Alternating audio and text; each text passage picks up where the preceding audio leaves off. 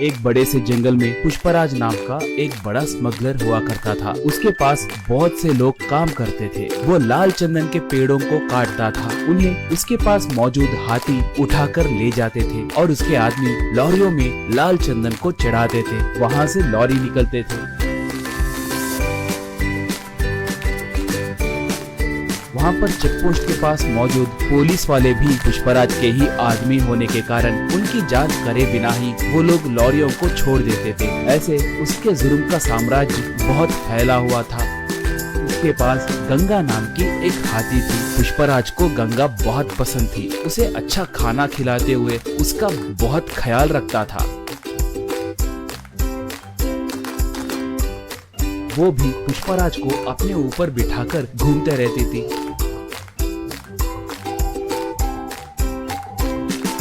पुष्पराज आसपास के गांव में भी बहुत दान करता था।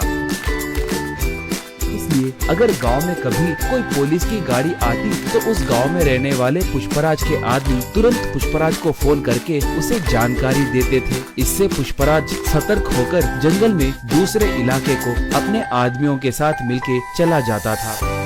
पुलिस वाले आकर वहाँ पर देखे तो उन्हें कोई नहीं दिखते थे। इससे वो लोग सर पकड़ लेते थे। एक बार उस इलाके को एक नया एसपी आया। उसका नाम शेखावत था। वो बहुत बड़ा रिश्वतखोर और भ्रष्ट ऑफिसर था। वो बहुत बड़ा क्रूर और मूर्ख आदमी था। वो जैसे तैसे पुष्पराज को पकड़ने के लिए देख रहा था।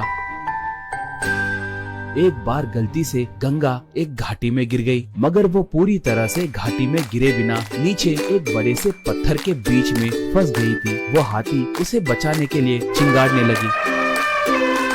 उसके चिंगाड़ को सुनकर पुष्पराज और उसके आदमी वहाँ पर आए। वो लोग गंगा को देखकर उसे कैसे बचाना है कहकर सोचने लगे। पुष्पराज तब, अरे इसे बचाने के लिए हमारी ताकत बस नहीं होगी। इसके लिए एक जेसीबी को लाना होगा। वो अब कहाँ पर होगा? उसे अब तुरंत लेकर आइए, कहा एकदम। पुष्पा भाई, उस जेसीबी के मालिक का घर पुलिस स्टेशन के बिल्कुल बगल में ही है। हम अब उसके लिए गए तो बहुत खतरा होगा। पुलिस वाले हमें पकड़ सकते हैं। हम अब गंगा को छोड़ दिए तो ही अच्छा रहेगा। हमें वहाँ पर जाने के लिए हिम्मत नहीं है भाई, कहा। पुष्पराज उसे एक खींच के मारकर, गंगा के लिए मैं चाहे जितना भी दूर जा सकता हूँ। आप नहीं गए तो मैं ही जाकर उस जेसीबी को लाऊंगा। इसके अंदर आप लोग रस्सियों को तैयार करके रखना, कहा। ऐसे वो बाइक को लेकर गांव में आया। उस जेसीबी वाले से पूछकर जेसीबी को लेकर निकला।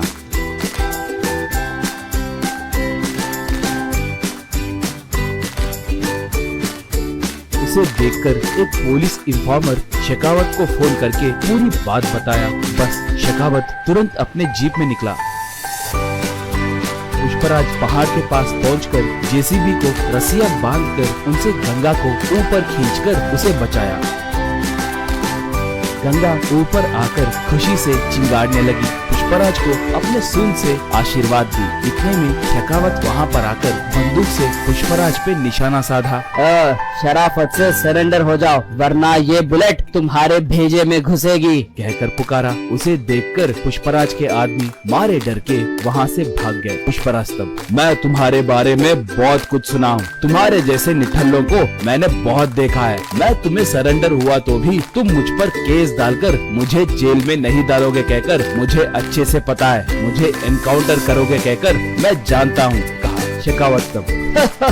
सही कहा, तुम बहुत समझदार हो। मैं तुम्हें एनकाउंटर करने के लिए ही आया हूँ। तुम्हें टपका दिए तो मुझे 10 करोड़ रुपए मिलेंगे। चुपचाप भगवान की याद करो, यही तुम्हारे आखिरी क्षण है, कहा। बस गंगा एकदम से उस पर वार की। सूंड से उसके हाथ में के बंदूक को दूर फेंक दी। उसे अपने सूंड से पकड़कर जमीन पे जोर से पटकी। बाद में उसे उसी घाटी में फेंक दी। इससे उसे छुटकारा मिला।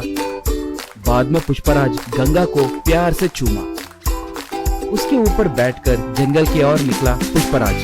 दोस्तों, आपको ये कहानी पसंद आई तो दया करके हमारे चैनल को सब्सक्राइब कीजिए। उसके साथ साथ वीडियो को लाइक मार के आपके दोस्तों को शेयर भी कीजिए। पुष्पा 2 के लिए कौन कौन इंतजार कर रहा है हमें कमेंट में बताइए। धन्यवाद।